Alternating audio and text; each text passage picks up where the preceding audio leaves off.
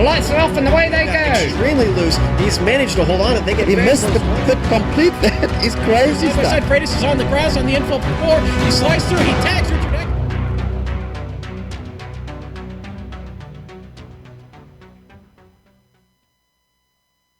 For these drivers, it isn't about the largest purse in Lionheart history, it's about keeping the memory of Dan Weldon alive. Any one of the 42 drivers can win, but to do so, they will need speed and determination. Rookies must battle hardened veterans, and all must conquer an assortment of roads and ovals. On the inside, can he make it stick?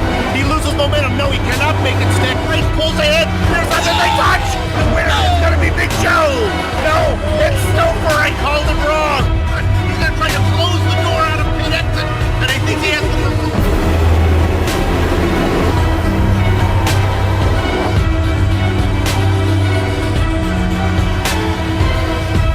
With the history of double-digit winners per season, the challenge will be harder than ever.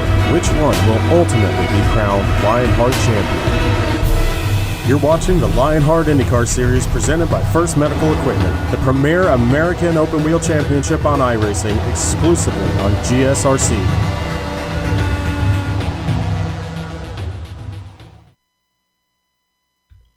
With the Daytona All-Star race in the rearview mirror, it's time to start racing for real as Homestead-Miami Speedway is the host venue for the first Medical 200, a debut event for the 2017 Lionheart IndyCar Series presented by First Medical Equipment. And you can see every lap of not only this race, but also each of the 23 other races on the Season 5 schedule live as it happens here on the Global Sim Racing Channel. Hello from the Gator State and welcome to Von Hansen's Countdown to Green. Over the next 15 Streamy award-worthy minutes, you'll be furnished with all the storylines, all the information, all the stats and facts you'll need to fully appreciate the first Medical 200 that will immediately follow. I'm Bill Soups On. Joining me in the booth this afternoon is Sean Crackers Ambrose. Amjad Yaman is our director, and the camera guru is, as always, Dougie Beard. Most of the familiar faces are back from last season, and those that are not have made room for an influx of hand-picked talent, completing the list of 42 charged with piloting their Delara PW12s around this 16 Oval 8 road course races on the Season 5 calendar. And my partner Sean Ambrose has dialed up one of those drivers right now. Crackers, who do you got? I've got Big Joe Hassert, the two-time winner here at Homestead, and here to defend that win last season. And Big Joe, you got us?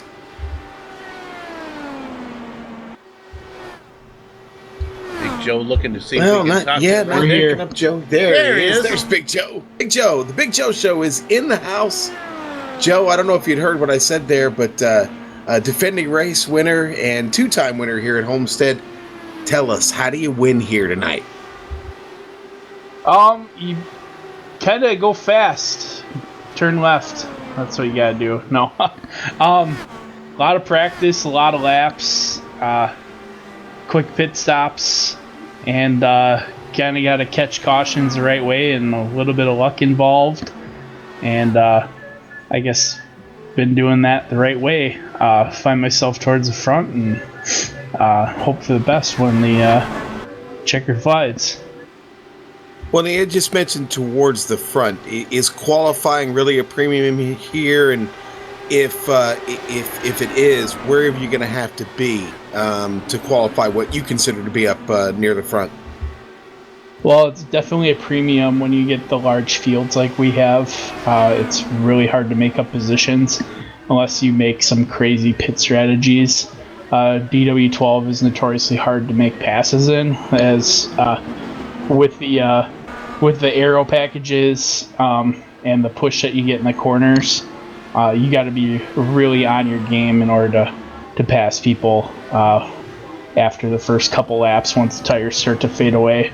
So, yeah, you got to be up front. After the first 5-10 laps, tires start to go, and there's going to be guys settling in. It's going to be crazy.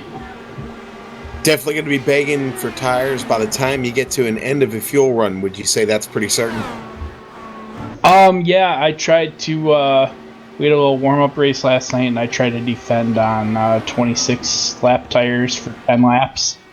And Jake and Pierre took them about 9.5 or 8.5 to catch me. There were a couple car buffer there, but if it comes down to it, I think tire strategy is going to play a big role. If you have less than 20 laps on your tires, I think there's guys staying out on some yellows. Well, Joe, we certainly wish you the best here this season. Again, 2-time winner here at Homestead and the Lionheart IndyCar Series. And, we wish you and the boys over at No Name Racing a great season. I know that team's going to be strong this year. Yeah, we got a 2-time championship to defend, and I think the team's gelling pretty well right now. Even though it's early, we know there's a target on our backs, and we want to flex our muscles and show everybody we're coming back for number 3. And Pierre got you guys off to a decent start last night in the practice race with his big win. Yeah, he's channeling his inner Big Joe, and he's got himself a couple warm-up race wins here in a row. So I might have to grab one from him tonight, though. All right, Joe. Well, hey, I hope we get a chance to talk with you again, buddy. As usual, the Big Joe Show will always be in the house here with us on the Global Sim Racing Channel.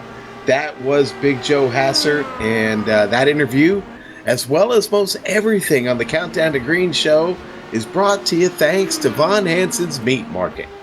Since 1983, Von Hansen's has delivered personalized, full service in a friendly, old-fashioned meat market environment. They offer a large and ever-expanding selection of meat products and menu ideas ranging from casual gatherings to special occasions. For more information, please visit vonhansens.com. All right, so that was a great interview there with Big Joe. Let's talk a little bit about the track soup. What a facility we have here, Homestead-Miami Speedway, 1.5 mile oval track, 4 turns here. What we would consider progressive banking, 18 to 20 degrees. Your pit road speed limit today is going to be 50 miles an hour. And I'll tell you what, we have got James Grahula set up, ready to go in the Global Sim Racing Channel, DW12. Let's take a ride around and check out exactly how fast this track is. Hello everyone and welcome to the Global Sim Racing Channel. My name is Brian Yazek and I'll be taking you for a spin around Homestead-Miami Speedway in the DW12. Coming out of pit road, you're going to have to watch the wheel spin in first gear. You're going to try to keep it flat-footed right about here at the exit of the grass. Wind it up through the gears and hopefully you get your line perfectly through here into 3 and 4, getting ready for your hot lap. Bringing it down to the bottom, right about where that bottom seam is. Swing it right out here towards the light, and now you shift up into 5th gear, and away you go. Looking for a very late entry going into turn 1 here, and you're going to want to find that white line at the very bottom of the racetrack. So, coming off of turn 2, there's a bump out there that the DW12 should run low enough that it shouldn't affect, but it would get interesting as the race runs on. Going through here, you have to lift just a hair just to let the car sit into 3 and 4. Once again, bring it right out here by the wall. Now as the tires start to wear out, you're going to see guys move all over this track. So you can see him run right up here up against this second seam. And the nice part about that is if you have a guy just in front of you, you can get a great draft coming down the backstretch off of the top of the track. Same situation going in here into turns 3 and 4. Kind of split the middle there, but you're still going to want to drift up towards the exit of turn 4. Bring it right up here towards the fence. Now, I did mention that Homestead has a very unique pit entrance as well as exit because you do have to take the access road. So, here's how we're going to get down the access road. Coming off of turn 2, you're going about 209, 210 miles an hour. Dive it off here to the flat part, down through the gears into about 3rd gear is where you're going to ride this. There's no banking down here, and the car wants to try to slide out. Coming right here to the opening, downshift into 1st, grab your pit road speed limiter, and now you're on pit road at a safe 50 miles an hour. This was your track guide around the Homestead Speedway. My name is Brian Yazek.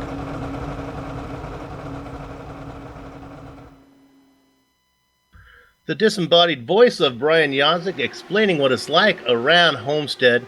Now, this is the part in the Countdown to Green where we take a look at the point standings, but this being the first race of the season, when hope springs eternal for all the drivers and teams, let's review how things finished up for Season 4. Looking at the Driver Championship, catching the eye like a bad toupee is the 4 green and yellow logos of No Name Racing Team. Pierre Nightingale in 10th, Joe Hassard in 6th, James Motley Krahula in 4th, and the ringleader, Season 4 champ Jake Wright in the upper left position. Hashtag Nailed It scored 3 teams on the overlay, 3 drivers. That would be Dan Guerin and Jonathan Real Thing Goke in 2nd and 3rd. Goke had missed the last few races of the season because the Armed Forces deployment. Otherwise, he might have had a run of the championship. The Racing Kangaroo, Michael Gray, finishes up in 8th. Always Gonna Race, that is AGR. That's really not what it stands for. That's how I remember it, though. And that's James Robarge in 4th, and Galvin, the Jasons, Jason Robarge and Jason Galvin in 9th. You know, and Galvin was surprising as he picked up 2 wins last season. He's got to be happy with that one. The only other team to see a driver inside the top 10 was Blue Bayou, thanks to Ron Hackworth in 7th. When we look at the team championship, based on what you saw in the previous overlay, you would be surprised to see any team other than No Name at the top, and sure enough, they were the champs. Ian Adams wasn't on the top 10 driver list, but he did pick up a win last season, helping hashtag Nailed It to secure 2nd place. AGR was 3rd. Adrenaline Racing, without any drivers in the top 10, had consistent finishes from Chris Stouffer, Joe Branch, Tony Schoen, Dan Yessie Flanagan, and Christian Valerian Steele to finish just off the podium. Now, Flanagan and Steele have been replaced by Michael Peters and Andrew Havaketch Kinsella. The right side of the overlay is filled by Blue Bayou, wrong song, Dragonfly Racing, Streamline Motorsports, and Controlled Chaos. One new team joins the series for Season 5, but it remains to be seen how many aliens Area 51 actually has. Okay, let's get right to it. How about some series details? Yeah, let's do it here. The first medical equipment series here, Season 5, and this will be a 24-round season this year. 16 oval races, 8 on the road. Welcome to round 1 this evening in the Delara DW12. This fixed setup run by the league. It's a setup that they all work on together and agree on, and this setup is going to be a bad, fast one tonight. 42 drivers on this roster.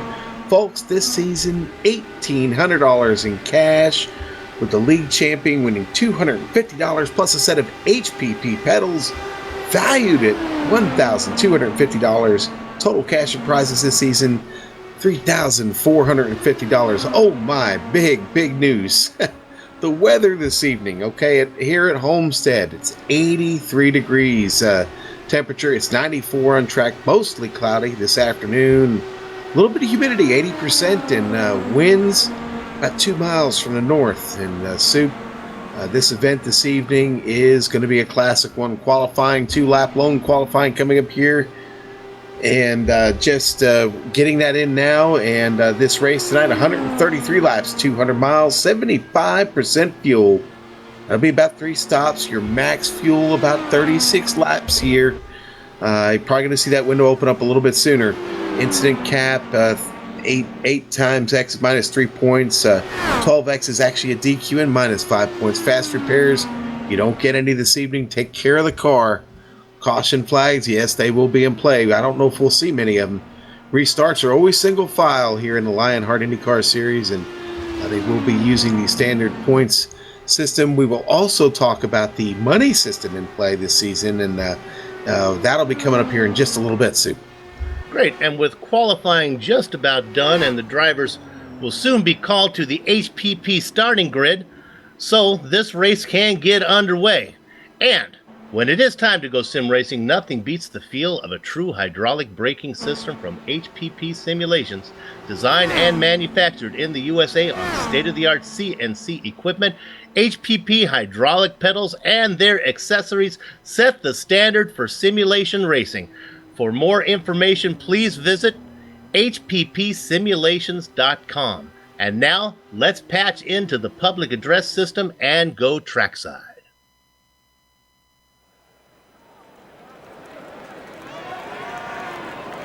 race fans.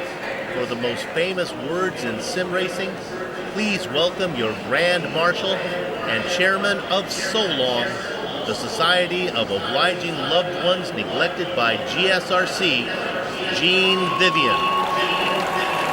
Drivers, grid your race cars. Go, drivers.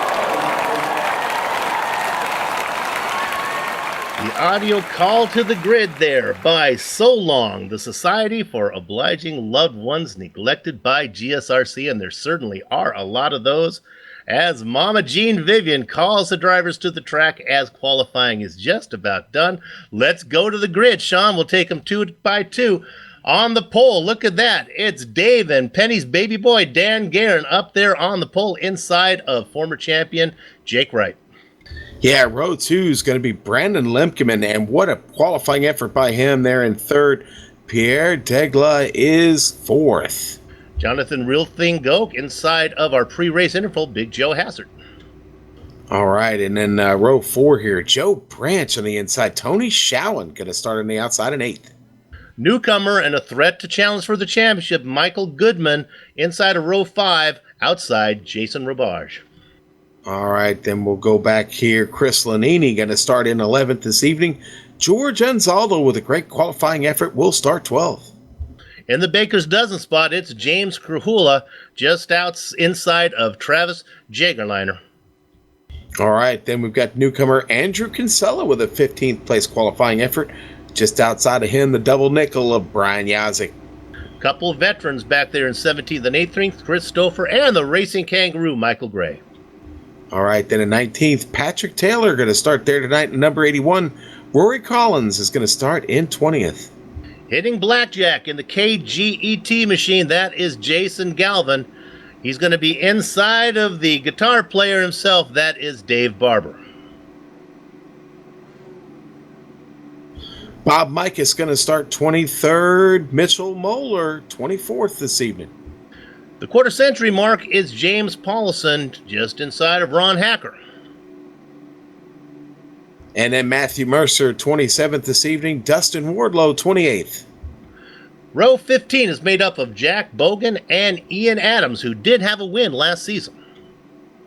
31st, Scott Bolster. 32nd, Robert Bluen. Peter Edwins and Uncle Tyler Turnbull in the 34th position. All right, 35th is going to be our old friend Eddie Tutwiler, and 36th, Jared Turnbull, the nephew. Vincent Blumenthal in 37th position, and my goodness, sitting way back here, a little farther back than I would expect, is Ryan Otis in 38th, Sean. All right, and then we'll take here Michael Peters going to start 39th and 40. It's going to be 40 cars tonight. Christian Valerian Steele, 41st suit. I think it's pretty safe to say our hard charger will probably be Ryan Otis. Hey, why don't we have some onboard camera looks? We have 3 of them today. Let's see if we can run through those real quick. We'll start with Brandon Lemkeman in the Blue Bayou Racing onboard camera. Can't get that song out of my head now, Sue. We'll go on now also to Bob Mikus in the Von Hansen's onboard camera. We'll be with him a few times this evening. And then we'll go to Dave Barber in the Lock Precision onboard camera. Rockets. They're building rockets soon. Let's see if he hopes to be racing a rocket right now. He's starting a little farther back in the mid-pack there. 133 laps on tap, 200 miles as they work their way around this track. That is Homestead-Miami. The pace car is in. Gather up the chickens, take cover behind the cows because the horses are out of the barn and leading them into the first corner. It is Dave and Penny's baby boy, Dandy Dan Guerin. Tucked in behind is Jake Wright. Pierre Degla behind him. Brandon Lemkeman in 4th. Here comes a pass for the lead right away, Sean. Yeah, searching back through the field here. Everybody spreading out real quickly here, Sue. Wright trying to take a peek on the outside through 4. Didn't lost momentum there. Is not going to be able to lead the first lap. Give that first lap to Guerin. Now tucking on the inside, making a little bit of a run is Lemkeman. Degla back there trying to make the high side work. 5th position, Jonathan Goke. Joe Branch behind him. Big Joe Hassard rounding out your top 10. Tony Showen, Jason Robarge, Goodman, and Anzaldo.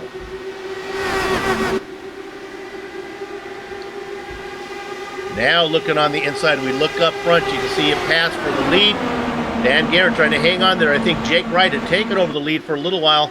Guerin gets it back as they continue to swap position. Sean, I think they're just doing some coordinated dance steps here, trying to put some distance between them and the rest of the field. Yeah, and they better do it quick because we've got cars starting to bunch up now and even work together a little bit, but the field has really spread out here early, Soup. They are a whole straightaway and half a turn away from each other, front to back of the field.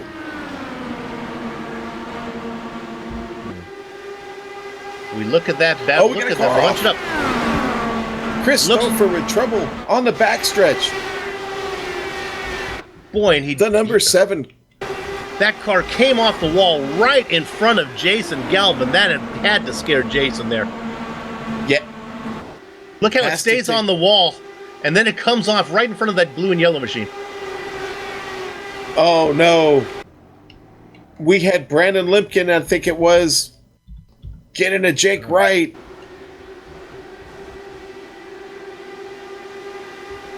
Yeah. We'll see if we can find it. We think it had involved Wright very early. There was some yelling out there. See if we can find it. Our director has found it on the replay. Yeah. I think Brandon Limpkin might have net-coded Soup, and oh no, that's destroyed Jake Wright's car. Oh, that was just, you're going to see it here on the replay. Yeah, it was Car just Limpkin right turns. making a move on the inside, and then, yeah, that's a tough one. Wow. The car just basically disappeared and wiggled, and then I think ended up in the defending champion's cockpit. Well, and we talked about the no fast repair. There's no repair. You're stuck in the pit for however much damage that car has taken on, and that was an awful hard hit for Jake Wright. I don't know if there's any coming back from that. And, Brandon on the radio now apologizing, but that's a situation where the netcode thing it's real and it happens, and that's what have we equivalated it to in the past? Soup, a mechanical failure of the vehicle? Yeah, absolutely. Now, I think Peters was involved in an incident as well. I think when they were checking up, and I want to see who else was caught in this. I saw a yellow and blue car. I wondered if Galvin was okay. Okay, we're going to go back and see if we can. Our director's going to see if he can find it. It happened just about the same time that Wright got in trouble. Here we go. We found it here with Peters. Now, I haven't found it on my machine, so I'm just going to have to do it from the monitor. There was quite a bit, Several cars checking up there, and we didn't catch that Soup. We were busy checking the other the wreck that started it all, but that was a situation of checking up. Okay, I think I found it now. I think we've already seen it, but at least I can give you a little description of what happened there. It certainly took out Michael Peters was involved. Yeah, so was Tyler Turnbull was involved in that also. I can see because it happened. Oh my, this was some. Actually, it happened in front of Peters. It looked like maybe Turnbull. Yeah, Tyler. Oh my goodness, it's a little. I think if we picked up an onboard with Ryan Otis, I think we might be able to get a good shot of that. I don't know if our director can make that happen. It started with the uncle and nephew getting together. The Turnbulls got together. Yeah, let's go on board with Otis and watch how this develops up in front of him here.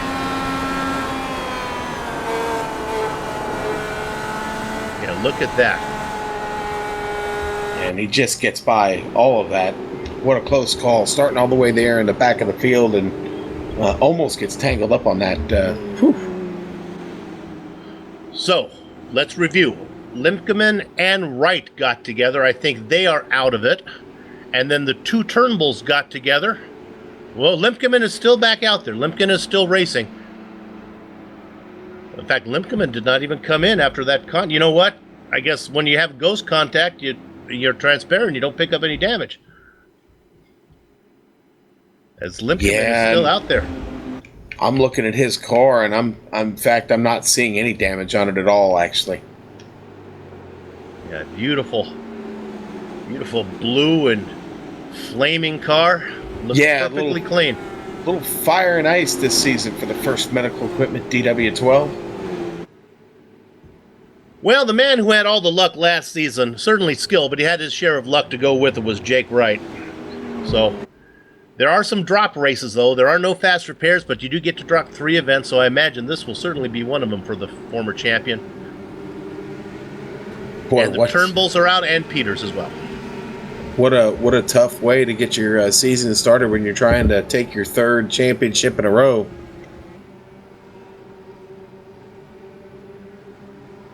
But it goes that way sometimes. You know, Soup checking in on the field here. Christian Steele did not start this race. Pace car is in. Here we go. Dan Guerin coming across the start-finish line right now, starting lap number 10. He's followed still out there by Lucky, Brandon Limkeman, Degla, and Hassard. Round out your top 4.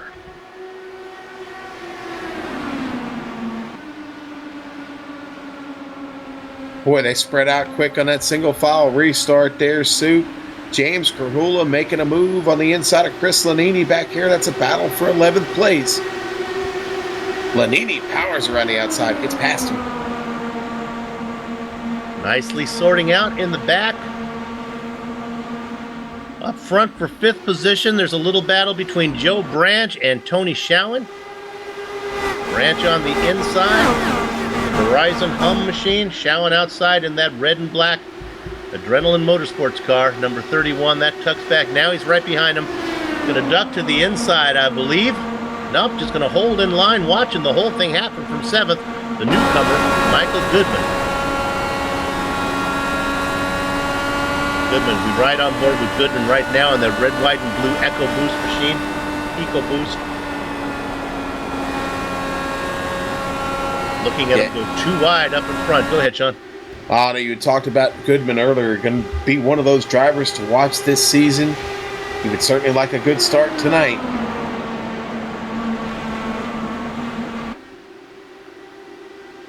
We can report that none of the major names came in for a pit stop. Everyone pretty much stayed out there of the front runners.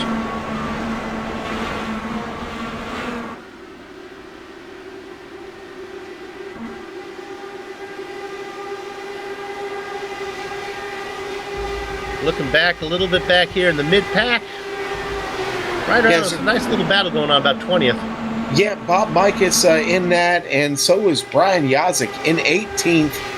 Yazik under attack from Bob Mikas right now. Mikas going to the inside and the on board there with the Von Hansen's Meat Market camera. Battling with Yazik now side by side down the front stretch.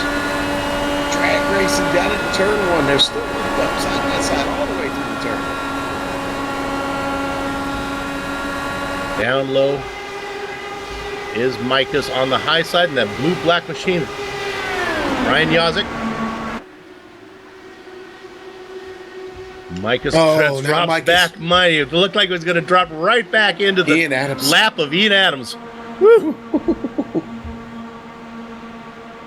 And the arrow here is just, it's incredible, Soup. The push, it's real. It's very real. And so hard to keep that momentum going. You have to back out of it in order to save the car. If you don't, you're just going to wash right up to that wall. Ian Adams all the way up to the wall on the outside of Brian Yazik. Going to make the move around him across the start-finish line. Give Ian Adams 17th place. It's a little bit different, and Adams is our hard charger right now as he is up 13th positions. Nice job from him early on. Currently sitting in 17th, I believe, there.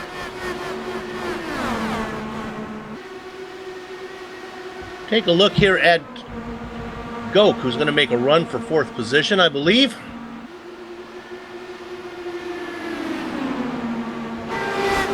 Goodman on the inside. Look at this. Here comes the rainbow-flavored car of, you know who that is. That's Jason Robarge trying to get up in the mix. Out in front of that group, you're looking 5th position. The lead car is Goodman. Now trying to tuck inside. That's Goke. Watching the whole thing happen is Robarge. Goke on the inside. Let's see if he can get some drive off of the corner 2. Nope, I think the high line has the momentum. And you can see that Goodman is able to lead into 3. Keeping it on the top side. Goke trying to get a run. It's a shorter way around, starts to pull up, but then the speed from the tie line is enough to give Goodman the position at the start-finish line. Getting almost into him is Robarge. Almost gets his right rear up and right front up into the back of the left rear of Goke. Whew, that was scary. Hey, our old buddy Jason Galvin is in a very hot battle right now for 13th place. Him and Ian Adams are slugging it out. Hooked up side by side, coming out of 4, racing for the finish line here. Going to give it to Ian Adams up to 13th place, still moving towards the front suit. We don't need to go there. I can just report that the top 4 guys have kind of spread themselves out a little bit. Showen and Branch running 3rd and 4th. Goodman in there. They're just kind of racing nicely right now. Looking at this battle between Andrew Casella and a battle with Krahula. 10th spot on the line. Kinsella on the inside. Krahula, now watch the run that Krahula gets from the outside, the top side, then he's able to do a little dipsy-do underneath. Now he's going to try to stick his nose in as they work into 3. This time Andrew up top. James on the bottom. They come off of 4 in a dead heat. But I think the outside line will probably have the momentum across the start-finish line, sure enough.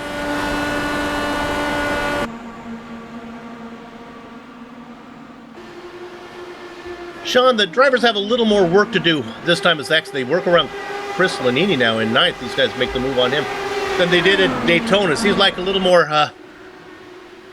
wheel and heel action needed here.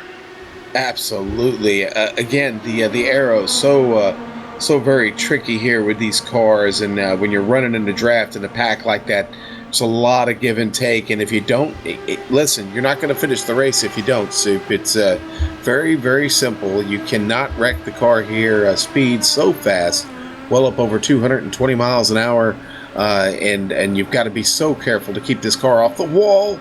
Side-by-side racing all over this track going on right now. I mean, everybody trying to just pick up one position, Soup. And again, you're looking at Ian Adams. He started 30th. He is up 18 positions now. Give him 19 as they're going to give him credit with 11th spot in 11th place. And I think he's going to make short work of Lanini here.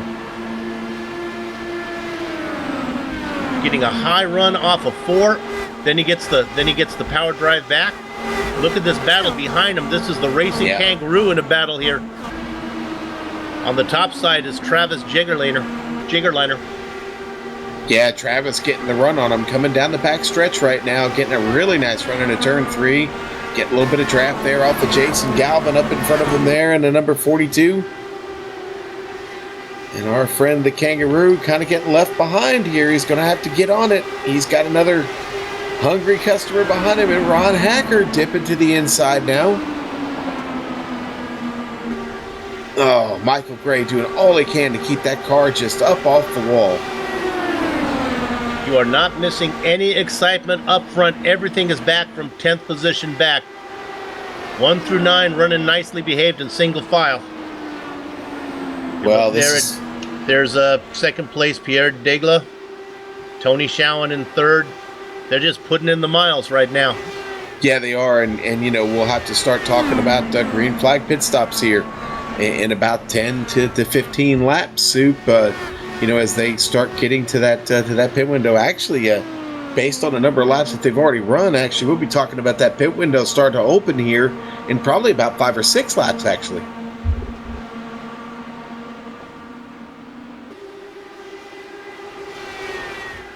This is George Anzaldo being challenged by the newcomer Andrew Kinsella. Kinsella watching back there, stalking the Lionheart flavored car there, black and red of George Anzaldo. And the number 6 machine. Yet George getting some blue on that machine this year. Switched up the paint job just a bit, and a couple of new sponsors on there, and Lock Precision and HPPSimulation.com, and that the Lionheart IndyCar Series machine is hot, but hot is Andrew Kinsella. Just below him, there in the cool cigarette Jim Beam Chevrolet DW12. Can't do it there. Gonna look to the inside here and get under George. Good job by Kinsella not letting that car wash up the track under George there.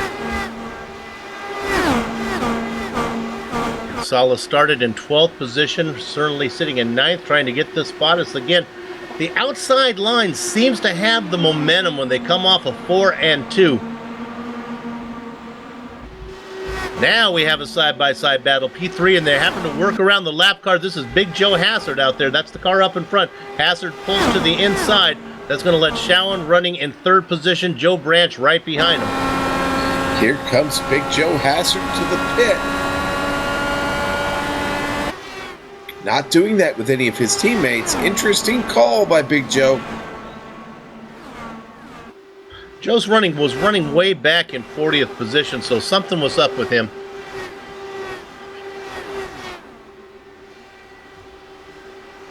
Actually, I was showing...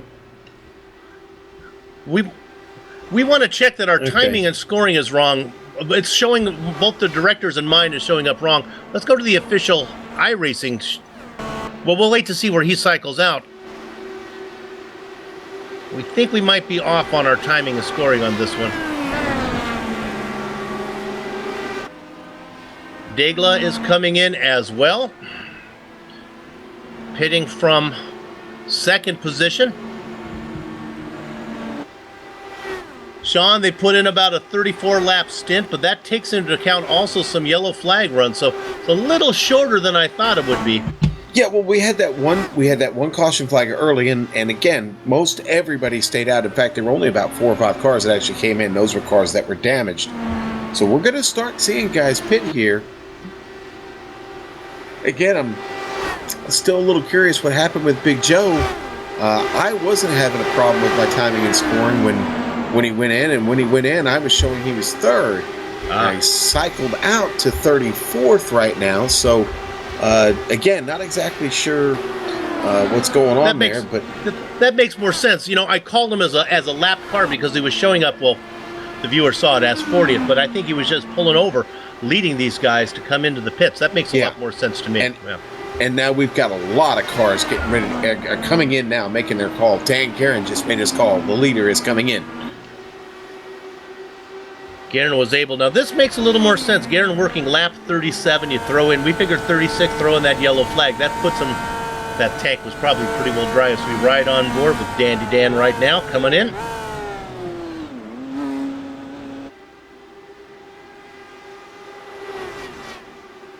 I look around. And I see that Showen is currently. I think he's running in 2nd position right now. He's on the back straight. He's in there with Goodman as well. So these guys have made their stop. We'll see if Guerin. Well, Joe Branch is your leader now. He's out there now still. And the cars behind him, Tony Showen, Michael Goodman, they're all still waiting for a pit stop here. Still a bunch of cars on track. 18 of them that haven't pitted yet. Here comes Showen. Yeah, Showen bringing Michael Goodman with him in the Ford EcoBoost DW12. Okay, Degla, according to my timing and scoring, is out in front of Guerin. So he was able to make that pass during the pit stop. If my timing and scoring is not going to let me down, which it is doing. So Guerin was leading. Degla has got that. Now everyone coming in. I think we also may pick up a new leader. I think we might get Ed Tutwiler, who topped off. I wouldn't be surprised if Tutwiler stays out. He might actually lead a few laps. I'll tell you what. Okay, yeah, Michael Gray to the front now on this cycle of pit stops, and now he's making the call and coming in. Well, he's going to be close to being out of fuel. He really pushed it there. So did Travis Jagerliner. And Travis also coming in there, Sue. So I think as they come around, currently shown in 15th position is Pierre Degla. He's being chased. In fact, we look at this pass right now between Degla, now up to 7th when everyone comes in. And now the pass is made by Dandy Dan Guerin, who moves up in what they're calling 5th position. But basically, it's a battle for the lead of all the cars who have pitted. Man, pit road is busy. Tutwiler coming in now. I believe when these guys cycle around this time, I think Dan Guerin should inherit the lead. Still showing Tutwiler in. Tutwiler's... Now, Ed has pitted. Yeah, no, Ed, the pit stop that Ed made, where he has made one stop. He's on a 36-lap stint. He still needs to come in. Yeah, he took that one stop under yellow. So Tutwiler and Bluen need to come in. They were those early takers. You're absolutely right, Soup. They were the early takers on the pit stop, and Eddie Tutwiler making that call now. Here he comes down the pit lane.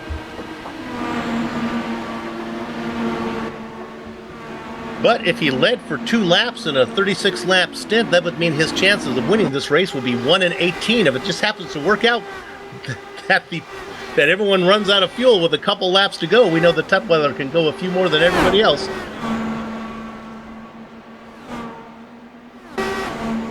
Assuming we go green from here. So now, Robert Bluen is your leader, as he is yet to make that stop. He's working on a 38-lap stint. He should be coming in. He's going to go around one more time. Robert says, give me a little love here, GSRC. Big Joe Hassard in a nice battle right here with Joe Branch. It's the Big Joe show, and Joe Branch swapping back and forth. Joe getting the better of him here, coming out of turn 2. Joe Branch, that is. You know, we gave Tutwiler a little bit of a, kind of dismissed him there, but Guerin has come out. Tutwiler, Degley has come by. Tutwiler has come out in 3rd position of the cars who have pitted. Yeah, so right now I'm showing Guerin as your leader, Degley in 2nd. Oh, I'm sorry, Tutwiler did come out right behind those guys, but fortunately he came out a lap back. Now here comes your leader, Robert Bluen, coming in. Yeah, and that's going to cycle Dan up to the lead, and Pierre into 2nd. Tony Shaw in 3rd. Pierre, we mentioned it before, he did win this race last night, the practice race, and Pierre really feeling it here at Homestead this week.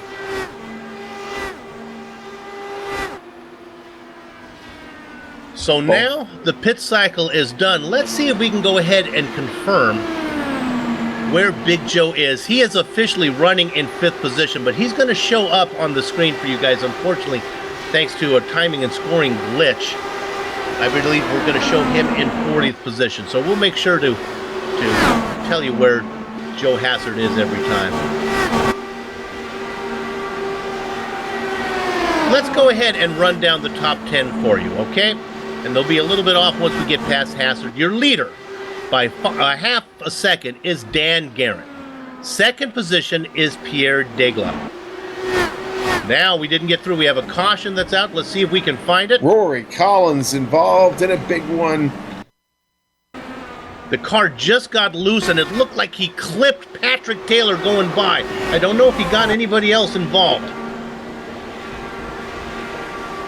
Actually, it was Rory Collins and Andrew Kinsella involved in that soup. They make the contact. Let's go on. Oh, it was. You're right. It was not a self-spin. It was Kinsella that got together, and then clipping him was Patrick Taylor going by. So 3 cars involved. It looks like Kinsella's going to get away like a thief here, as his car looks pretty clean.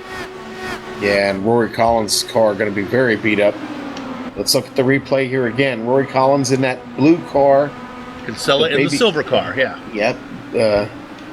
Side by side through the turn there, and then you'll see the contact. 3 wide there. Jason Galvin on the bottom just gets by.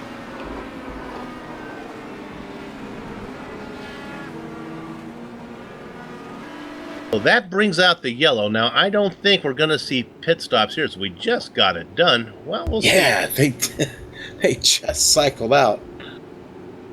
Well, what we'll do right now is we'll take a short break, get everything set back up. We'll come back well before they go green. This is a Global Sim Racing channel. Back in a few.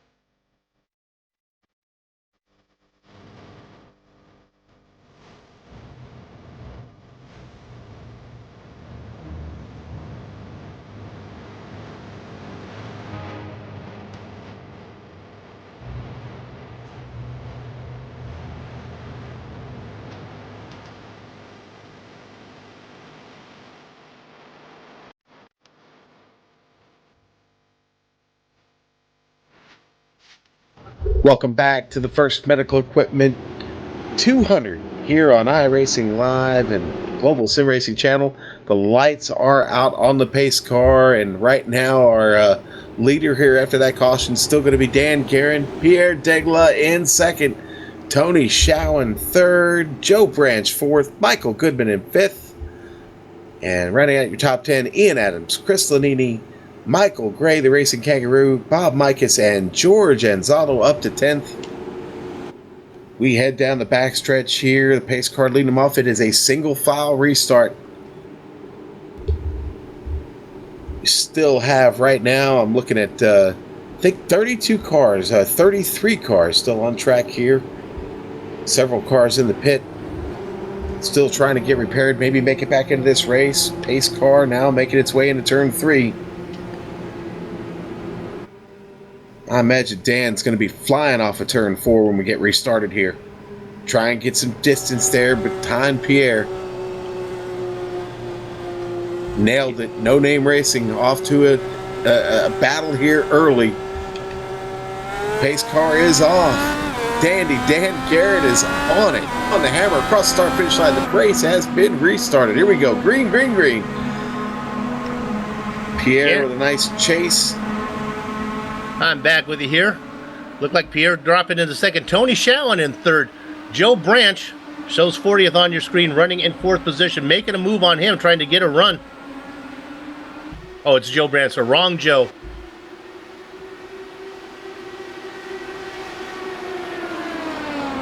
Nice battle going on back here between Bob Mikas in a battle. I can't give you the position right now, and the Racing Kangaroo, we're looking at it. Bob Mikus and Michael Gray going at it for 8th place.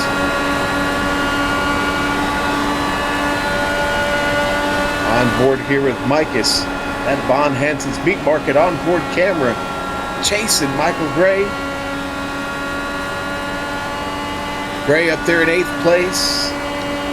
Bob Mikus, a pretty good job now getting himself up 14 spots after everything's cycled around. Up to 9th, but Michael Gray starting to pull away just a little bit.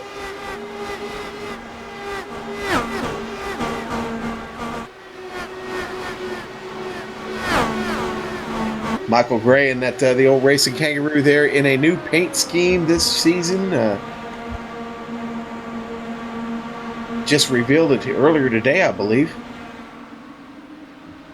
Something a little bit familiar on the nose of that car, Soup. I don't see it. Give me it. I'm certain. What are you looking on there that looks familiar? The nose there, the shark teeth on the nose. Oh, that's beautiful. Look at that yellow. Yes, indeed.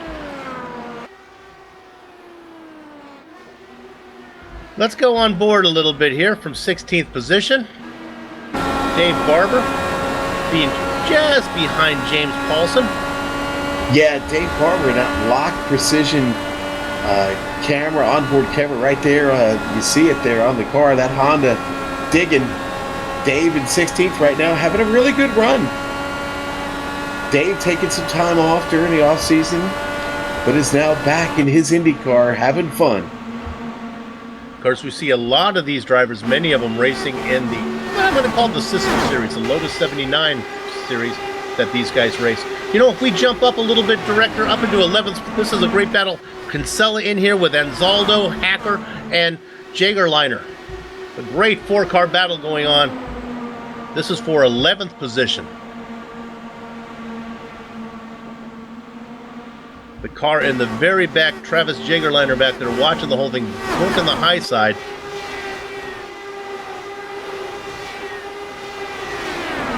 That beautiful, like, orange and black streamline racing machine making a run again on the high side. Gets around Ron Hacker.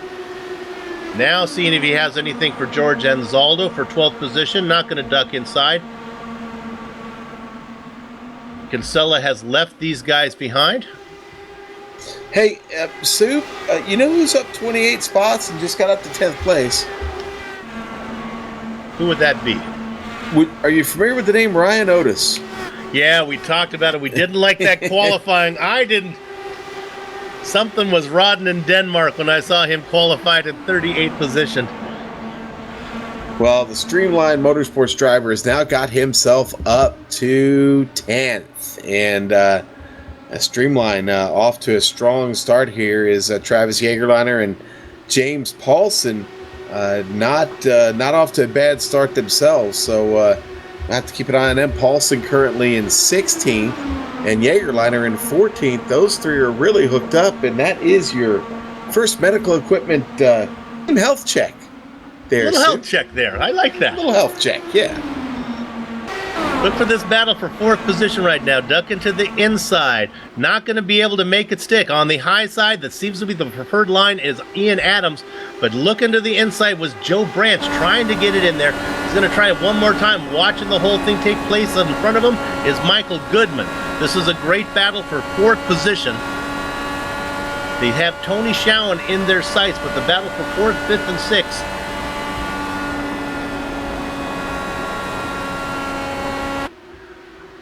And coming on the outside behind these guys, we drop back a position. Here's a guy who made the high side work. It was the Racing Kangaroo. Just powered around Chris Lanini. And Sean, look at that. I got a bad feeling what's going on back here for 7th and 8th, because one of the guys who's coming is Ryan Otis now. You talked about him being in 10th position.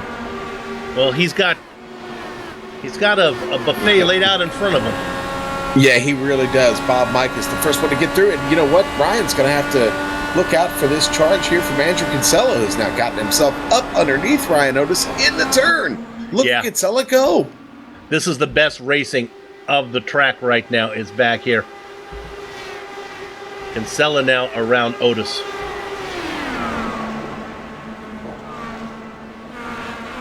Heard a little bit somebody get in the wall. Yeah, sure enough. Ian Adams just glanced off the wall in 4th position. He just touched it. I could hear it, and when I went back to go look for it, just a little bit, you can watch the car just started to push, and if that's the corner, he just scraped it. Ian Adams, let's give him one more corner here. We'll watch. Okay, we missed it. We're already looking at the damage. But the good news is he's able to hang out in front of the guys, really not slowing down. In fact, maybe we can cut away and look at this battle. Gets a little banging off the wall. Skinny up the car a bit. Is going to let him dive to the inside. Adams now working for 3rd position on Tony Schowen. Degla and Guerin out in front, just racing calmly. Schowen and Adams, we ride on board with Adams right now, trying to get around Tony. Joe Branch watching the whole thing happen. Go ahead, Sean. Yeah, I know we've got some great battles going on track, but as I look through the field and I look at some of the new paint jobs, and Ed Tutwiler's always been, we've always been a fan of his paint job soup. He's been known to pay tribute to us and others in the league. I want to know if we can get a shot of his helmet and see what he's sporting there. It's probably one of the more unique things I've ever seen on iRacing. I don't know if we'll be able to get like a head-on shot. I'm going to try to get it there as we zoom in. What are we looking at, Sean? Well, got a smiley face, hair. It's a Lego head, Soup. Oh. I've got to love that guy. All right, back to the race. I am sad to announce that we do have the Manufacturers Championship this season, and that's always fun. They have some new elements in there. Sad to announce that Yugo is not back to try to have a run. Neither is Dodge, Lexus, Subaru, and Audi. Put one in the jar for me there, Soup. None of them are back, but we do have Mercedes-Benz as the lone new entrant running exclusively with Dragonfly Racing this year. And Dragonfly Racing, of course, consisting of Ed Tutwiler, Dustin Wardlow, the newcomer, Robert Bluen, Patrick Taylor, and Chris Lanini. Looking at this battle for 5th position right now. And this is Joe Branch just working behind the Racing Kangaroo. And now looking to the inside, this is Michael Goodman. Goodman's been back there just minding his own business. And now he's up to 5th position. Degla has come in. He's pitted from 2nd position. So there's the first of the front runners to bite here the second time through.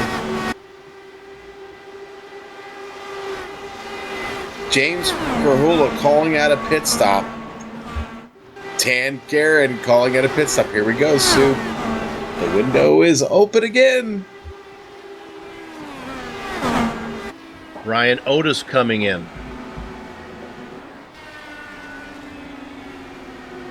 Dustin Wardlow also coming in, running a little farther back in the field right now. Dan Guerin coming in. Sue, when was the last time we talked about how many laps we had left to go to this race? If you realize, we are well past the halfway point at this juncture, sir. Ian Adams making his way in here on camera. Now, what I'd like to do, if we can, with Guerin coming in, I'd like to see if we can pick up Degla, because those were the guys who were running close to each other. It's really Degla just coming out of 4 right now, down the main straight. Let's see if Guerin is rolling yet. Guerin is on the exit road.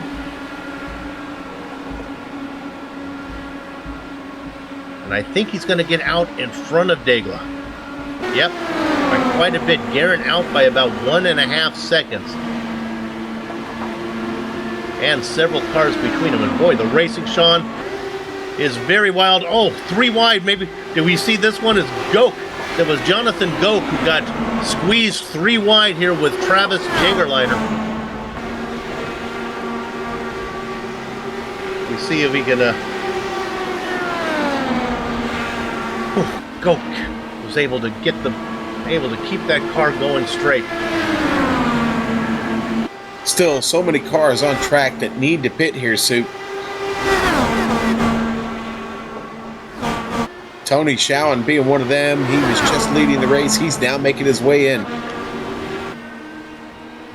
Guerin, Degla, Adams, and Goodman are the top 5. Nope. Let's put Otis in there. It looks like Otis has got out. My goodness. Am I reading this timing and scoring right? Did Otis come out like maybe behind Ian Adams? That would put him 3rd overall of all the cars who have pitted.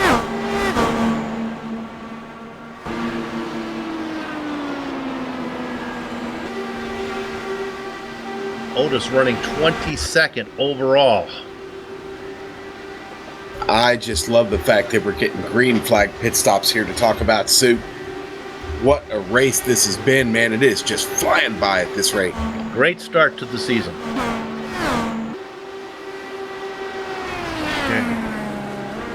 Gray is in right now. Guerin, Degla. I'm showing Tony Schowen, Adams, and Otis now 5th for the cars who have pitted.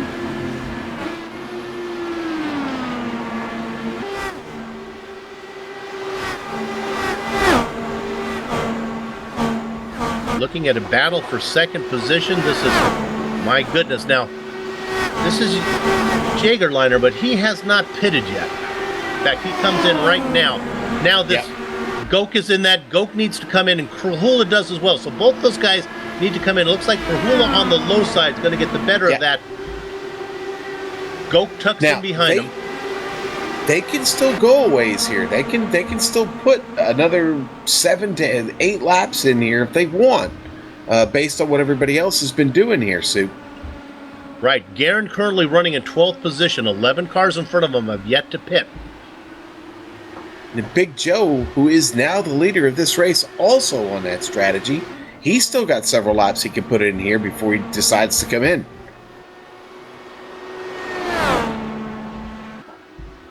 Some little timing bugs that we're having to sort through, but I think Sean and I pretty much have a handle on it the old-fashioned way, where we just keep it in our head. We know what's going on. Yeah, no, Big Joe definitely the leader of this race right now as I have him, and a leader by about 3 seconds on track. Big Joe wheeling that Articat DW12 for No Name Racing today. Ahead of Krahula and Gray, who we saw in that battle. Now Gray, Krahula and Gok now running 3rd.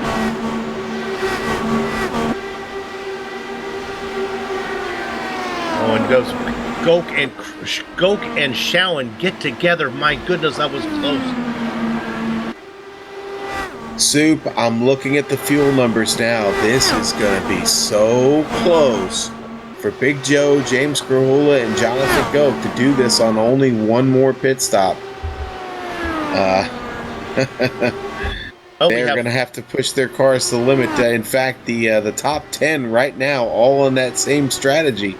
We have 48 to go.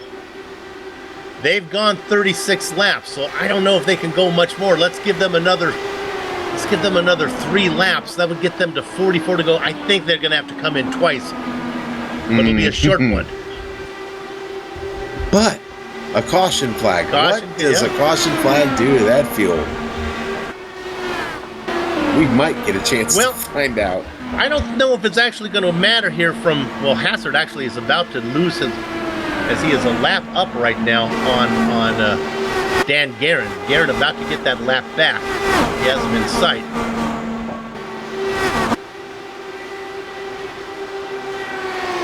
So we have really 2 races now. So in fact, here comes Big Joe. That's not going to work. So he's coming in right now. I would expect that we're going to see all those guys. Krahula and Galvin and Robarge, Jasek, Limkeman, Mercer. We should be expecting pit stops from these guys all pretty soon. Yeah, and the calls are starting to be made here soon.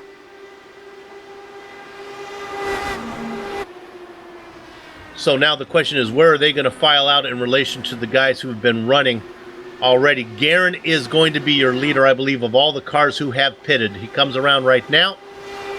start-finish line. He's about a second ahead of Tony Schowen. About 1.2 seconds ahead of Degla.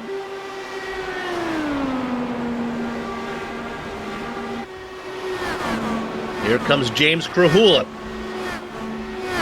coming into the pit lane.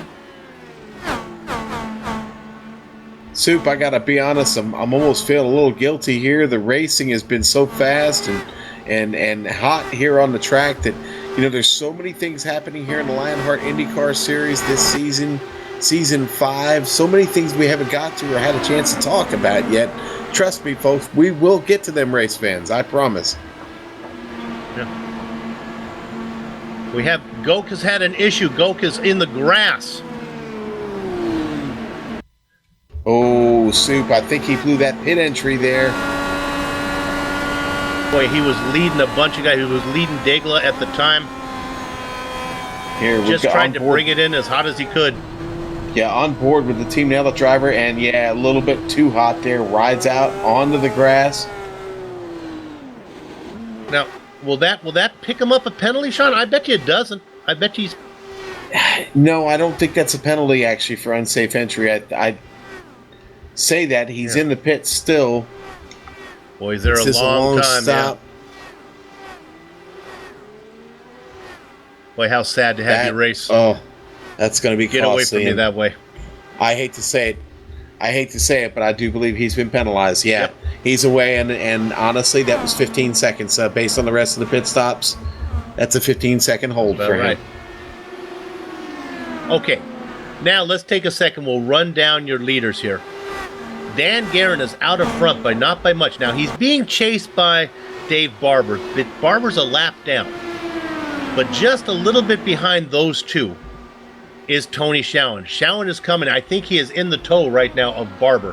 In fact, Barber's going to help Schowen catch up to Guerin right now. So Guerin about a half second ahead of Schowen running in second. Schowen's got about a 1.5 second lead back to Andrew Kinsella.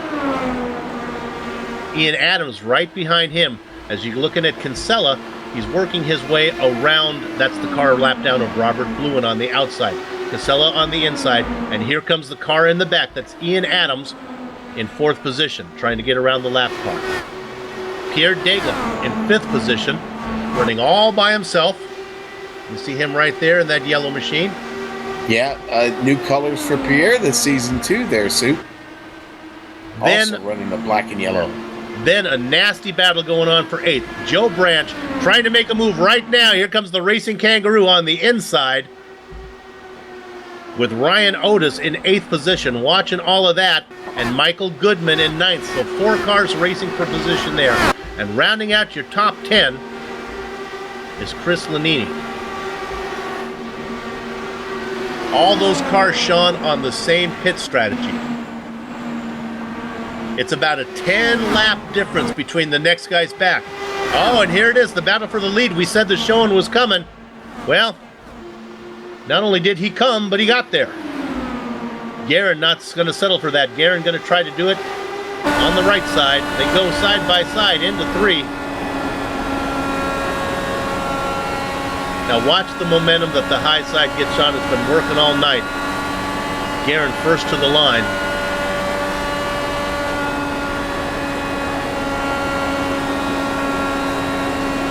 I think when it comes down to it, I think driver's going to be protecting the outside like a park ranger. You're just not going to want to surrender. I'm not sure if the pass can be made on the inside. We will watch as we start counting down the laps. Only 36 to go. One more stop yet for our leaders. Well, I'll tell you what, Andrew Kinsella here, the Canadian driver, now battling for second here with Schowen. So, right. What a race he's having. The newcomer up 12 spots here and really had a nice drive this evening several times. We've talked about this driver here in the cool Jim Beam Chevrolet, and Dan Guerin runs it all the way up to the wall there with Schowen right in tow. Guerin almost making big contact there, Sue. Schowen trying to make it work on the inside. The drive off the high side is the best to the start-finish line. Watch that car on the top, number 31 of Schowen. He likes it up there. Then you got Dan Guerin working both sides of the street like a jaywalking mailman, trying to hold them back from both sides. Here comes the move to the inside now. He can get there. Can he close the door? Showen does. Look at him diving into one. Comes off a 2 in good shape. And I think that's going to cause Guerin to wash up a little bit. That's going to give Andrew Kinsella a chance to get in there as well. And he sure I see does. what you did there. I like that nickname. Well, he's trying to catch these guys right now as he's worked up to second. You know, Ian Adams, what he's been able to do, Soup, I don't know if you've noticed it, but the right side of that car is not in the best condition, actually. He's been in the wall a couple times, but he doesn't care because that skinny car of his that shoots by Guerin was really... I've been watching. I don't know what happened to Dandy Dan. It's like the car went away from him. Maybe just needs to catch his breath. Now he fights back. And while that's going on, we have a new leader. Andrew Kinsella has made the move on Showen. Sean, Wow, I'm not sure if this is actual racing or if it's choreography. Right now, new leader coming across the line here. To finish lap 103, starting 104 is Andrew Kinsella, a rookie leading the field. Yeah, and you've got to be pretty impressed with what this rookie's doing right now. He's having a good time tonight. The Adrenaline Motorsports driver having a good race. Trouble with Pierre Degla? Did I hear? Oh, he's spitting in. Pierre's spitting in. Coming in. Right. There we go. Now this is a little early. But it is within the window to go from here, to go the distance from here. I'm not sure if I would risk coming in now because you risk a yellow flag and being caught at the back. You'll sure you get the wave around, but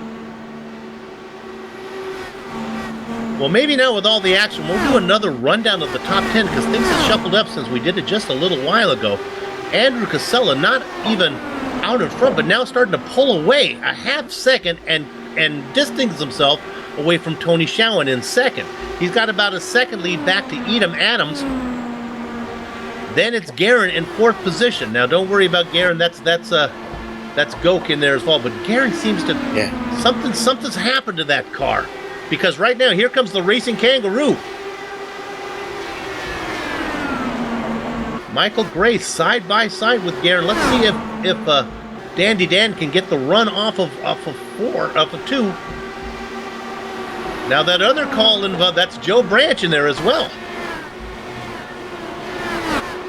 Yeah, you know, everything looks okay on the car there for Dan. He is getting close to his pit window. I don't know. It could be just the tires falling off there, Sue.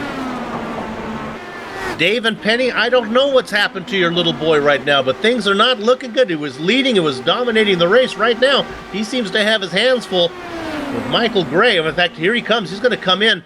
Maybe if there was something wrong, you can get that fixed, but he is the first of that group to come in for the pit stop.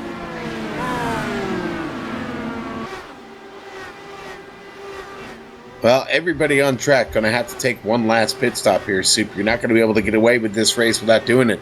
But the window is open now. We've got a bunch of drivers making that decision now to come in for that last and final pit stop. Our leader, Kinsella, is in. The one driver that I know that can go the distance was the first to pit was Degla. Our leader is in now. We'll see how he comes out. It is a pit party. Pit party. I want to stay out as long as I can until I don't want to get caught out with a yellow flag, but I guess these guys have to come in. Seems to me they're coming in. Well, some of them are coming in about right. Ryan Otis should be in here pretty soon. You do not want to make the mistake of not taking tires. Yeah. Oh, Michael Goodman with a mistake on pit lane. He overshoots it, has to back up. He's going to lose time. Drivers who still need to come in. Oh, Joe Branch spins it. Joe Branch spins it on the pit lane. He's still trying to get the car righted. Boy, he was having a good run, too. That's going to really cost him. That's going to cost him big. Yes, absolutely, Sue. These drivers still need to come in. Gray, Otis, Grahula. Lanini, I think, is in right now. Hacker, Anzaldo, Paulson, Jagerliner all need to come in. Bolster, Galvin, Robarge, Linkemann, and Goke. Ryan Otis making the call. Here he comes. Soup, I don't know if you've noticed it all night, but everybody having to take that safety road there into turn 3 to make their way into this pit lane. If you don't, it's a penalty. Kinsella has come out about 2 seconds ahead of Pierre Degla. Remember, Naiden Degla took that early stop. He's going to come out in second spot, but the rookie, Andrew Kinsella, has this race in hand right now with a 2-second lead.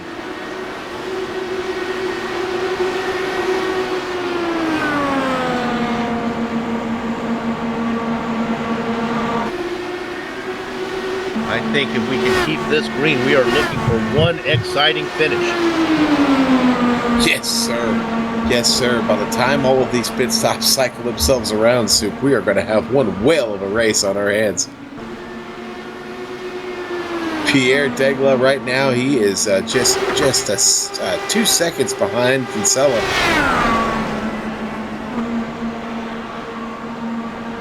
Still waiting for these guys now. I think the Racing Kangaroo is getting really close. The guy who can go the longest, if we look at a battle for 4th position, is Krahula. And if I know James, he's going to stay out there as long as he can. We look at this battle now. This is for Jagerliner in a battle with Scott Bolster. Both of these guys still need to make their final stop. In fact, Bolster's going to have to peel off, I would think, this time around. Let's see if I know what I'm talking about here. Next time around, I think that'll be Bolster's time to come in. Sean, keep an eye on James Krahula right now. I think he has another 8 laps to go before he needs to come in. Krahula, Galvin, Robarge. Krahula, Galvin, and Robarge all doing something a little bit different. Linkemann as well. Goke as well. They could all run for a while. They're gambling. Okay, they're gambling on a caution flag here. I don't know if they're going to get it. Krahula looks like he's going to be about 3 laps short of actually being able to do this without a pit stop suit. Meanwhile, we have to report. Here comes the pit. The Racing Kangaroo is coming in. He just made his call. Yeah, he had to come in. Jagerliner should be in soon. In fact, we talked about Bolster having to come in. Yeah, he has come in now. Ooh, Krahula almost making contact coming out of 4 with the wall. That car getting very squirrely on him here. Okay, the guy who is feeling really good is Andrew Kinsella. He's now up to 8th position. He's got about 3.5 seconds now on Degla, the guy on the same pit strategy as him. He's got enough fuel to go to the distance.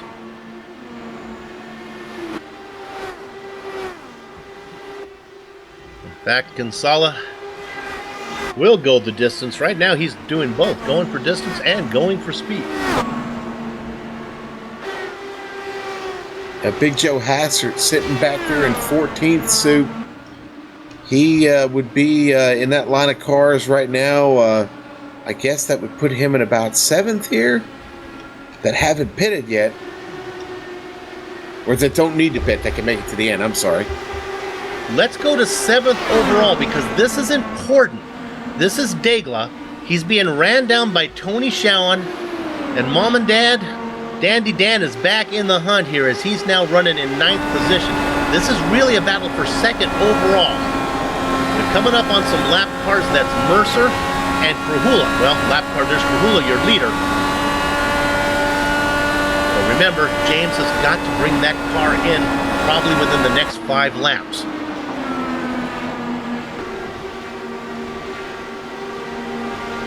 Soup, we've got this across the line. We're going to have 11 laps left to go. It's not time yet, Sean. I'm telling you, it's not time yet. It's not time until Krahula brings it in.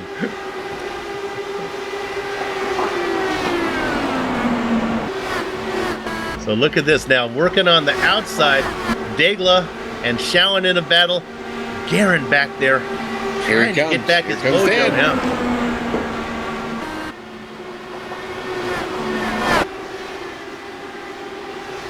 Now there's another battle going on for second position, which our contract says we have to cover. Even though it's really not a battle for second. This is between Galvin and Robarge.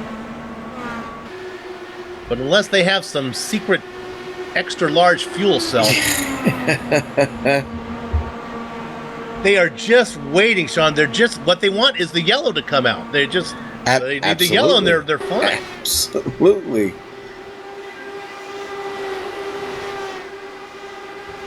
And right now, Krahula, which is trying to stay on the lead lap, if the yellow came out, Krahula would have to come in. Yeah, everyone would get in front of him, but they'd be stuck behind the pace car. Then they come all around, and all of a sudden, James Krahula is your leader with the sprint race to go.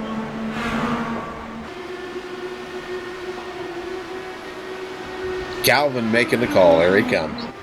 Not going to make it. We didn't think he would. Krahula going to keep it out there, though. Going to keep digging. Jason Robarge coming in behind him. He's like a poker player that has a bad Robarge hand. off of the grass. Robarge got loose off of the grass. This could be the yellow. Is he going to turn it around? Nope. Not going to bring out the yellow. This battle for second place right now. Daggle in that battle with Shawan. And also in there as well is Dan. Let's go on board with the first medical equipment onboard camera here at Blue Bayou Racing. Krahula is in. I'm sorry, the Blue Bayou Racing onboard camera today. Krahula has just come in and the caution has come out. Is this going to play right into the hands of Krahula? We're looking for the caution right now.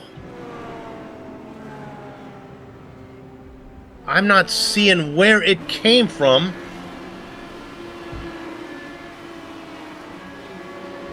My computer's telling me that Robarge, but I don't see anything from Robarge. Meanwhile, Krahula has made his stop.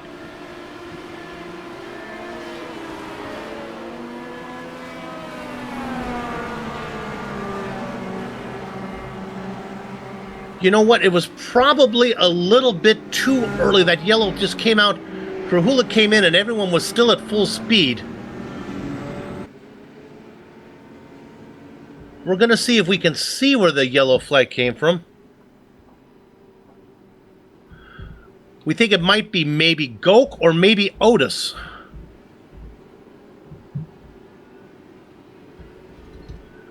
We're going to...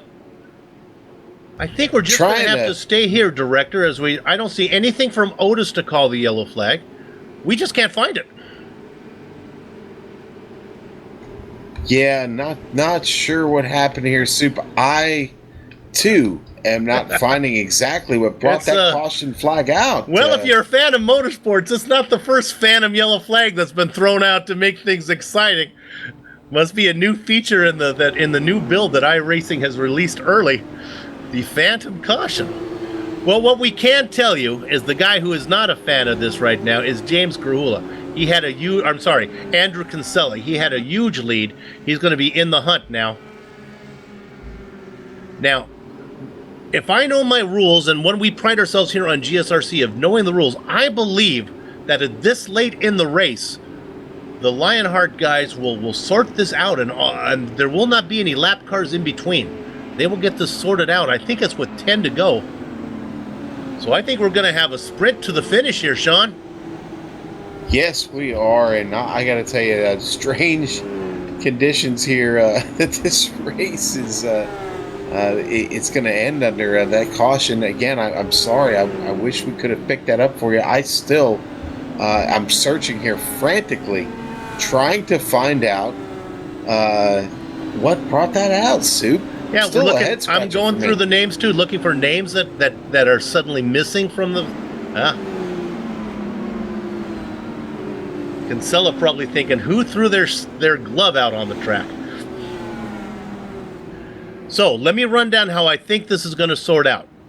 Andrew Kinsella, I think, is going to be your leader. Single file restart. I think they're going to wave around Jagerliner, Robarge, Bolster. These guys are all going to get around. Taylor, Mercer. Then I think it's going to bring Pierre Nightingale right behind Havoc Catch Kinsella. Dandy Dan Guerin, I think, is going to be in third. Tony Schowen in fourth. Limpkeman and the Racing Kangaroo in sixth.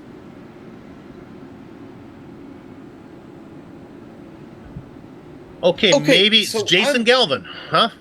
Yeah, and he suspects that it was him that brought it out from getting on the pit road, and he had some trouble getting in. And Jason Galvin is what he was saying, and I heard the words, I don't know how to avoid that, he said. I think he thinks that he brought out the yellow. We're going to look to see if we can find out what it is.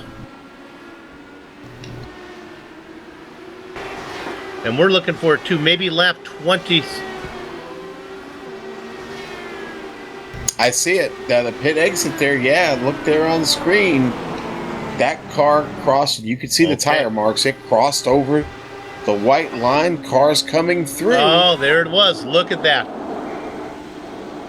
He just got on the power a little bit, then the car was perpendicular enough with the racing line that iRacing threw the caution. Yeah, that's a shame right there, and little too much throttle getting out there. We would never have found that one if it wasn't for Jason coming over the mic and apologizing. So I apologize. Okay, the lights are off. Let's see if they've waved those cars around. They have. Okay, so here we come around. Sean, what time is it? Baby, it's time to party. Let's boogie. It's go time now. It's going to be a short party. A 3-lap sprint here. Out in front, it is Andrew Kinsella. It's going to be a 2-lap sprint by the time they come across the start-finish line. A great jump by Kinsella. He has the lead. Looking for a way to get around him is Pierre Degla. There's about a 3 or 4 car length gap between the two. Dandy Dan Guerin trying to find a way back in third position to get in the hunt. There's a big gap back to Tony Schowen, Limpkeman, and the Racing Kangaroo in sixth. Now up front, making a move on the outside. That is Degla. Degla trying to make it work. Let's see if he can get a run up there. Coming up to block him off is Kinsella. They come around. It is 1 lap to go from here. The rookie, Andrew Kinsella, out in front, being challenged by the veteran, Pierre Degla, trying to find some way around right now as they work their way through 2. Kinsella with a great drive off the inside. They work into 3 and 4. Let's see what Andrew does. Will he protect the high side, protect the low side? Here comes the drive from Degla. There's no room for him to go right now on the white line, then moving up to block it. Degla gets very high, almost puts it to the wall, but the winner of the first round of the Lionheart IndyCar Series from Homestead goes to Andrew Kinsella. Pierre Degla gets second, Dan Guerin third. Wow, a Canadian podium there, 2/3 of the podium filled out by Andrew Kinsella and Pierre Degla. Dan Guerin, what a run. But, Soup, can we talk enough about the run of this rookie this evening, Andrew Kinsella? Oh, my. Honestly, he had the car to beat. He is the deserving winner from what I saw on the last half of the race. The yellow flag made it a little harder on him than it needed to be, but he was able to bring it home, and the racing gods were kind, and justice was served. Congratulations to Andrew Kinsella, the winner of the opening round here for season number 5 in the Lionheart Series. We're going to take a short break, but don't go far away because the racing may be done here at Homestead, but that doesn't mean that we are done. You've been watching the coverage of the First Medical 200. And our broadcast is not done. We're going to take a break, but we'll return shortly for the Lock Precision Rocketry post-race show, where we'll run down the complete finishing order, talk to the drivers, plus a trivia question before we close up shop. Don't go far.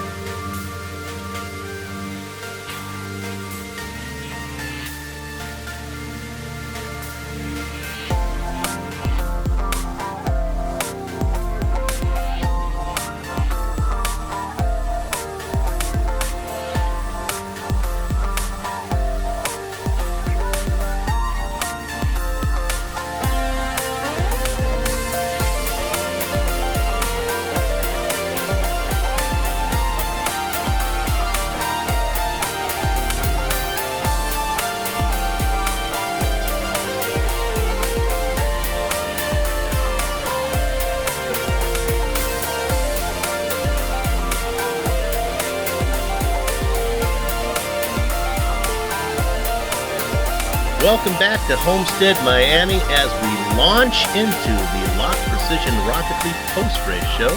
Soup and Crackers here to recap the first Medical 200 that you just saw here on the Global Sim Racing channel. You know, GSRC has been around for 5 years, but for over 30 years, the name Lock Precision has been synonymous with mid and high-powered rocketry. Lock Precision manufactures a full line of high-quality precision-fit components to meet your building, repairing, and customizing needs. For more information, please visit lockprecision.com. That's lock, L-O-C, precision.com. Now, as we promised, it's time for the Lock Precision trivia question. We'll have an answer for you right before we sign off, so without any further ado, here it is. This was the debut venue for kart from 1996 to 2000. Today's trivia question is, in those 5 kart events, who was the only driver to win more than once? And your bonus point for if you can tell me the team that he raced for. So 1996 to 2000 for kart, who won twice here at Homestead. And now let's have the names of the drivers on the HPP finishing order. Your winner today, I believe he was the cream of the crop, the fastest driver out there. A yellow flag could not take the win from him. It is the rookie, Andrew Kinsella. Pierre Neidendegla comes in second position. Dandy Dan Guerin gets the final podium spot. Brandon Linkeman and the racing kangaroo, Michael Gray, in 4th and 5th. Tony Schowen and James Grahula go 6th and 7th. Grahula's pit strategy didn't quite work out for him. Good runs from Ian Adam. Hard charger Ryan Oda started in 38th up to 9th. Congratulations to him. And rounding out your top 10, Big Joe Hassard. Sean? All right, but in 11th place, let's give it to another rookie, Michael Goodman. Great night for him. Chris Lanini, 12th. Bob Mikas finishes 13th this evening. Not a bad night at the office. Joe Branch, 14th. Ron Hacker, 15th. Brian Yazik finishes exactly where he started, Soup. 16th place. Peter Edwin, 17th. George Anzaldo, 18th. He'll take a top 20 finish. Not the best night, but he did have a great qualifying effort. Hope going into next week. 19th, Dustin Wardlow, another rookie here this evening. Picks up 9 spots, finishes 19th. James Paulson, another rookie, and a good finish for him in the top 20, 20th place. Paulson got to be happy to be the last car on the lead lap. No such luck for Travis Jagerliner here as he finishes in the blackjack spot 1 lap down. Jason Robart and Scott Bolster go 22nd and 23rd. Double dozen spot to Patrick Taylor, and the quarter century mark goes to Jonathan Real Thing Goke. Jason Galvin had trouble. He brought out that very last yellow flag for a little spin that he had on pit exit. 26th position. 27th, 28th, 29th, and 30th go to Matthew Mercer, Mitchell Moeller, Jack Bogan, and Ed Tutwiler. Sean? All right, and then after Ed Tutwiler, we're going to go ahead and finish this out. 31st place, going to go to Robert Bluen. Dave Barber, 32nd this evening. Michael Peters, 33rd. Rory Collins, 34th. Vincent Blumenthal, 35th. Jake Wright, the early casualty this evening, he's going to finish 36th. Jared Turnbull and Tyler Turnbull, 37th, 38th, respectively. Chris Stouffer, 39th. Christian Steele never got started this evening. He's going to be at DNF. DNS did not show. 40th place for him. Soup, what a race. I'm still out of breath. And looking at the ready for interview thing, let's go ahead. I'm going to give a chance here to talk to our race winner, newcomer here, and it was his first official race. Andrew Havakech Kinsella, congratulations on the victory. Thanks, Soup. Wow, what a race, eh? That was, I don't know if it was as good from your angle as it was from mine in terms of action all over the track, but that was a lot of fun. Okay, let's break the race up into 3 segments. The early part, you are in contention, you're just floating around, but just kind of pacing yourself, it felt like to me. Yeah, I didn't have the best qualifying. I knew I probably left a couple of hundredths on the table there, so I was mired back a little bit in the midfield, so I just wanted to sort of take care of the car, try and stay out of as much trouble as I could, and then messed up my first pit stop, which put me even further back, but then I just knew I had to stay patient and work a little bit of strategy and make my way up towards the front. So then we're on the last part, not before that final short yellow that set up the sprint, but before that, you're out in front, you got Degla behind you, and you are leaving him behind. Now, I know you're running in 7th position, 7th or 8th, but you must have figured you were in a pretty good spot with all the guys in front of you needing to stop. Yeah, I did. I had Christian Steele and the rest of my teammates were great. They were communicating all sorts of stuff all throughout the race and what I needed to do. The last run actually got set up about on the second to last pit stop. I only took 10 gallons instead of the regular 13 because I'd been able to go a little bit further than everyone else each time. So I was short filled on the second to last pit stop, so I was able to get out in front, and then on the last pit stop I was able to short fill a little bit again and just keep pulling out there. Yeah, you were set up to win easily by 3.5, 4 seconds over Degla once everyone's come in, but a mistake by Jason Galvin coming out of pit lane brings out a very sneaky yellow. And all of a sudden, you're looking now at a 2-lap sprint. What were your ideas? Protect the bottom, protect the top, or did you have a plan? What were you going to think there for that final couple laps? The biggest thing for me was get a good restart. I knew if I could get about 0.3 on him, then I could probably keep it on the bottom line. I knew I had the tires. They hadn't gone off yet. I knew that I had the right amount of fuel left, so I knew that I was as fast as I could be, and as long as I got about 0.3 on that last restart, that I could keep it on the bottom and force him to try and pass me around the high side, and I didn't think he could do it in 2 laps. Okay, final question. We'll get you out on this one. We've seen what you can do on the ovals, but that's only 2/3 of your grade. What's your road race racing like?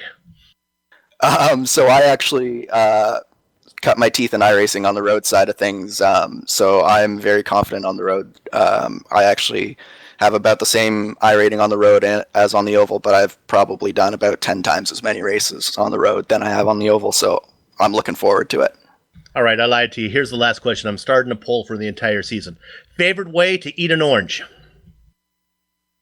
Well, other than juice it, then you got to go with peel it and then slice by slice. Peel it in the sections. Okay, I'm going to mark that one down. I think that's going to be the winner this season. We'll see how it plays out. Hey, there's your race winner. We found out a little bit of race strategy and how to eat some fruit. That is Andrew Kinsella. Congratulations on him. Okay, let's see who we're going to talk to next. Sean? We're going to talk to Pierre Degla. We're going to keep this Canadian team spirit going up here. Are you ready to sing "O Canada" for us this evening? All right, that's enough. Okay. Pierre, congratulations. You get that big practice race win last night. We're hearing him, director. Our director taking it. We got him, director. All right. Pierre, sorry for all the confusion there, but listen, you get that big practice win last night, and then you finish it up. You come in here with the momentum of a second place finish this evening. How's it feel right now? Feels good. I mean, starting off the season with a second place finish is it feels good. There's a part of me that's disappointed though, because I had the win right in front of me and I couldn't grab it. But no, I'm generally happy. It was a good strong run. I got a good qualifying lap to put me close to the front and stayed there the whole race. Well, what a way to start this season. I mean, you're so involved with the league. You've been here since the beginning, buddy. You're on the admin team. Could you imagine the season 5, what proves is probably going to be the best season ever here in the league? No, it is. I mean, this start, amazing this evening. Oh, yeah. It was a great start.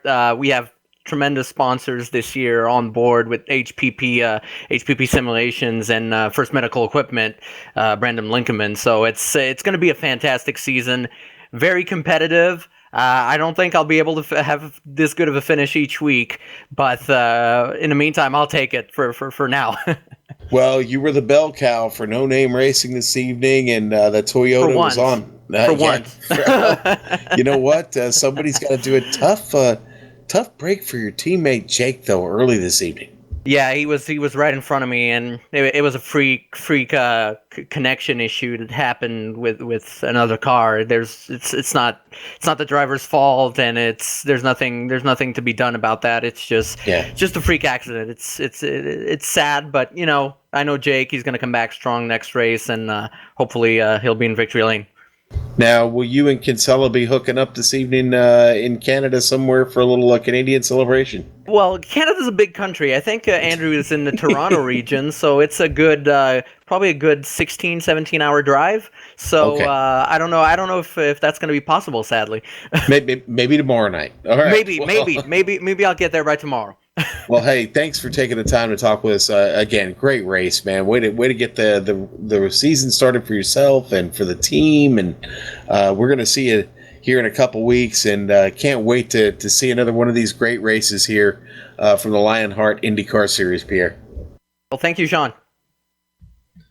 There you go. Well, Sue, that was Pierre. As fast as Pierre Degla was, probably did that 16-hour drive in 12 if he actually tried. He's on a roll here tonight. Hey, we got the final driver in here, third position, last driver on the podium, and that is Dandy Dan Guerin. Dan, you got to explain to me and Dave and Penny what happened to your car. It looked like it was running on rails, then all of a sudden, midway through the race, you just decided to fall off. I used my tires up early in the runs, unfortunately. Then getting to that last stint there, fighting with Tony Shawin, and I started following him a little bit better, then actually started to get into my groove again, but I just kept using them up too soon. That last 2-lap sprint, did you think you had anything for the boys in front of you?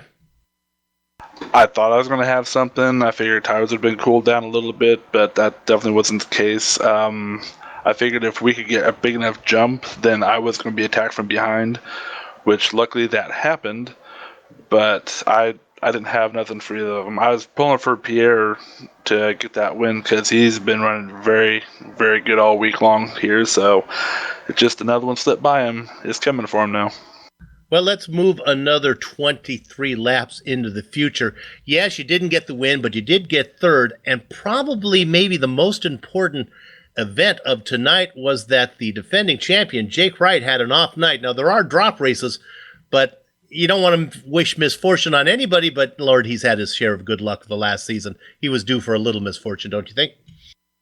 Oh yeah, Jake's a great guy, awesome racer. Him and I just battle every week, in and out. Sucks that he got involved in a wreck, but that is part of racing. Yep. but he will rebound. Yeah, I think we got plenty of time with 23 to go, plenty of time for things to shake out. Well, congratulations on the podium here today. You put on a pretty good show, and congratulations. Good luck the rest of the way. Thanks. Just want to give a quick shout out to my team, Michael, Goke, Ian, Jesse, my spotter Dave Cordy, and Dave Barber, my new sponsor, Barber Financial. Big thanks to him. Got a first podium for you, buddy. A guitar player in charge of money. That just doesn't seem like a good idea, but the guy, it's not for me to say. All right, there we go. Third place, Dan Guerin. GSRC has mentioned to me that I should not let my personal prejudice against certain type of musicians affect my commentating. I'm going to try to do better in the future. All right, that's it. We're going to give thanks here to, first of all, First Medical. They've been the source of medical supplies and equipment in Burlington, Iowa area for years because of their superior commitment to provide the absolute best in product quality and customer service. For more information, please visit firstmedequipment.com. There's no medical, it's firstmedequipment.com. Also, to HPP Simulations. Nothing beats the feel of a true hydraulic braking system in the world of sim racing, designed and manufactured in the USA on state-of-the-art CNC equipment. HPP's hydraulic pedals and their accessories set the standard for simulation racing. For more information, please visit hppsimulations.com. Sean? Race fans, do you need meat? Yeah. Okay, we all need meat in our lives. Von Hansen's Meat. We want to thank them for sponsoring the Countdown to Green, the new old-fashioned meat market and butcher shop. We also want to thank for sponsoring our post-race shows, Lock Precision Rocketry, Fly Hard, Fly Safe, Fly Lock. Thanks to everyone at Lionheart for organizing the series and contracting with GSRC to broadcast it. See, now I was told specifically not to ad-lib those sponsored plugs, so you be careful up there. You're starting to get a little crazy there with Von Hansen. Do you need some meat? Just wait. I thank the company's equipment and software that we see on the screen right now that we use on the broadcast. The original music that you heard on today's broadcast is thanks to Eric Eckham and Casey Lalonde. See the screen for how to contact each of them. And the Lionheart IndyCar Series, brought to you by First Medical Equipment, will return in 2 weeks. March 15th for the Thumbs Up Cancer Down 150 from Phoenix International Speedway. GSRC will be there, and we hope you join us. If you'd like to find out more about GSRC, your best bet is globalsimracingchannel.com. You can also find us on Twitter at GSR Channel and on good old Facebook, Global Sim Racing Channel, folks. And now, as promised, the answer to this Reese's trivia question: who is the only driver to win more than once in a kart race at Homestead? Sean, you want to take a guess? I did not take the time to look this up. Helio Castroneves? That's a really good guess. I'll give you one more clue. He's the son of a great driver. That leaves you only, a couple to go with there. Michael and... You got it! Michael Andretti. There you go. 1997 and 98. Let's go. Andretti or Unz are really your only chances there. For the bonus point, of course, he was racing for Newman Haas team way back then. Finally, now, on behalf of my mic mate, Sean Ambrose, our director, Amjad Yarman, our camera artist, Dougie Beard, I'd like to thank all of you for watching. And now it's time for us to have fun storming the castle. So until next time, race hard, race clean, and we'll see you on the track.